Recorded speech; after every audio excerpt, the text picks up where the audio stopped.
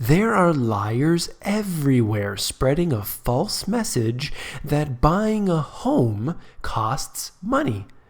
You didn't accept that lie when you maxed out your credit cards and choose to pay the minimum every month. Don't let that stop you with a mortgage either. During the financial crisis, the banks took away our ability to get a free home, and now the generous bankers at Barclays have done gracious work to bring it back. Thank you, Barclays. And now back to reality. You came here for the truth, so let me unveil that for you. Today we will talk about the 100% mortgage. It's back. Let's get into this right away as we look at this article out of the Daily Mail. Barclays brings back the 100% mortgage, giving new hope to the first-time buyers, but only for the wealthy, it says. So there are, of course, stipulations here. It's not necessarily for everyone, but the premise is undoubtedly here. Cashless people earning £50,000 can get a 3-year fixed deal at 2.99%.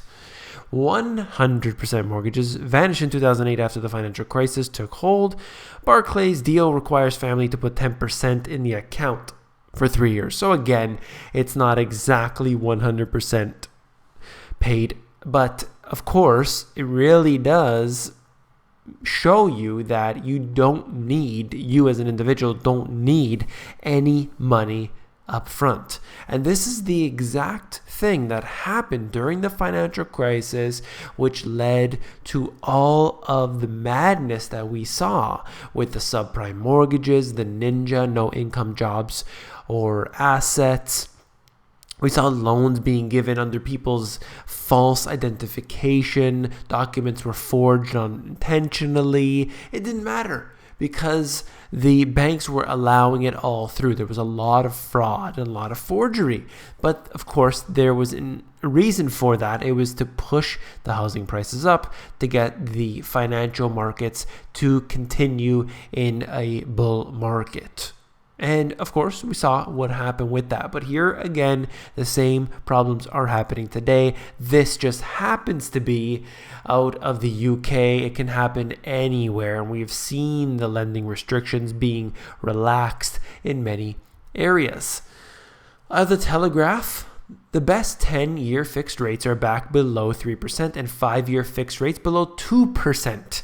Mirroring record rates from early 2015. So again, we hit to record low levels in mortgage rates. However, the bank has made it clear that in the past that if runaway house prices are a risk and ultra low mortgage rates are a cause, the latter will be policed away by heaping new costs or capital requirements on the banks. So what's going to happen here is they are going to monitor this very closely, and if the prices get too high, then they are going to extinguish the fires. That's exactly what they're going to do. We can trust them because they are the bankers and they help us and they are there to protect us. You know, we've seen the superhero movies before of Superman and Batman, Spider-Man. But in fact, the real superheroes are people like Janet Yellen and Ben Bernanke and everyone else, the central bankers especially. They are the superheroes. In fact, Ben Bernanke, The Atlantic, called Ben Bernanke a hero. That's a quote right on their cover page. And in my book, I basically talk about the financial crisis quite a bit. And what I said was that this is not a subprime meltdown like in the financial crisis of 2008. This is simple economic fundamentals. People are only able to afford rising home prices because of the historically low interest rates. Prices are rising because interest rates are historically low. Why are people able to afford these absurd prices? Because the mortgage rates are so low and rents are rising. So people are thinking, if I can pay essentially the same thing, why rent when I can own? And how can you blame any of these people when it really, when you look at the actual financials, you sit down and write it all out, there really isn't much incentive to rent for a lot of people. because of the skewed fundamentals here. It's come to this. We're talking about Venezuela. The country with the largest oil reserves in the world can't afford to brew its own beer, stay in its own time zone, or even have its own people show up to work more than 2 times a week. We're looking at a crisis beyond any that we are seeing in the world right now. As I quote here, 720% inflation this year that we are expecting according to the IMF. Venezuela, in other words, is well past the point of worrying that its economy might collapse. It already has. That's the only way to describe an economy that the IMF thinks is going to shrink 8% this year. So imagine your country that you live in shrinking, GDP shrinking by 8%. That would be a crisis beyond what we've seen in a very, very long time. They talk about the reasons why this could be happening, and essentially their currency is being devalued rapidly, intentionally, and they do so for multiple reasons. One is to become more attractive for exports, and if you can basically diminish the value of your currency, people may decide to purchase your goods that you're selling. Of course, their oil isn't doing them much good at this time. There are different reasons for that. However, if you just look at the simple matters of fact here, you'll notice that Venezuela, although having so much of their oil reserves, is unable to get themselves up back on their feet.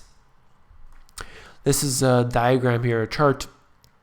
The currency has declined by 99% against the US dollar. So essentially, it is almost, that's me being conservative, almost worthless. In a few years, it drops off. It's a slow and steady pace. And then, as with most crises, it begins to go, snowball and go more rapidly. And you can see that here, no doubt. I talk about the homelessness and the poverty that exists in the United States, but of course extends throughout. And you can see that in the past year alone, LA has seen a dramatic rise in the amount of homeless, the amount of people living in tents. And part of the reason why they're able to do so is because of the weather. They can survive outside easier. So you tend to see that in countries with better climates and cities with better climates. However, the fact remains is that we have an economic problem. And this goes for not just California, but for many of the states and many of the cities around the United States. But look around you. Wherever you're from, you see poverty increasing. The only times that you don't see that is because you have government-sponsored programs like, for example, food stamps or welfare or disability or anything else, social assistance programs that prevent people from ending up on the streets. And a lot of people think that's okay, that's great, but you have to remember ultimately this is eating from the future funds, actually from current funds, because they steal from the current funds in order to pay for all of this. So I just want to look on the surface level. I'm not talking about the deeper understanding of what's really going on here. This robot is better at soft tissue surgery than a human. So once again, humans are going to be replaced by robotics and automation. A newly developed robot is capable of performing soft tissue surgery and indeed perform better on the tests than a human surgeon. So this is being developed right now. It's still in the early stages, but it is successful in their testing. And this is yet again going to replace human jobs. But of course, that's a lie. That's all I get constantly. Look, automation is good. Robotics are good. There's nothing wrong with that. Well, I have to touch on the other side of it, because if you want all of the rainbows and you want all of the flowers and the pretty things, go turn on your other news. But here's the reality. This is the truth, is that people are going to lose jobs because of this. That's the way I look at it. Anyway, let me move on. United Arab Emirates wants to build a mountain so the nation can control the weather. Okay, so they are the one, I've just covered it recently.